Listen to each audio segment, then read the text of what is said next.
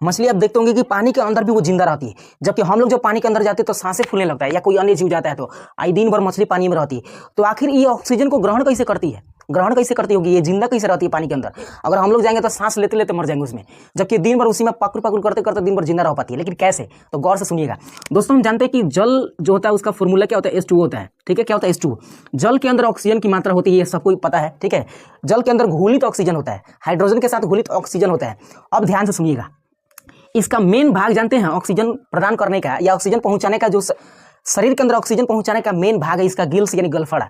गलफड़ा को जब आप उठाइएगा ना तो उसके गलफड़ा के अंदर, जैसे कि आपको बोर्ड पर दिख रहा है, इस गलफड़े के अंदर ना छोटे छोटे गिल्स पट्टिकाएं होती है, दोनों साइड होता है, यानी गर्दन के जस्ट पास में, यहाँ के पीछे, यहाँ पे। ठीक है, गिल्स पट्टिका होता है और गिल्स पट्टिका लगभग लाल होता है। और कोई चीज अगर शरीर में हमारा लाल है, इसका मतलब कि उस पर ब्लड की मात्रा है। किसकी मात्रा है? ब्लड की मात्रा है।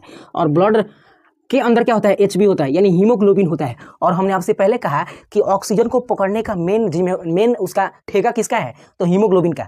यही रक्त के अंदर ऑक्सीजन को पकड़ सकता है और कोई नहीं पकड़ सकता है।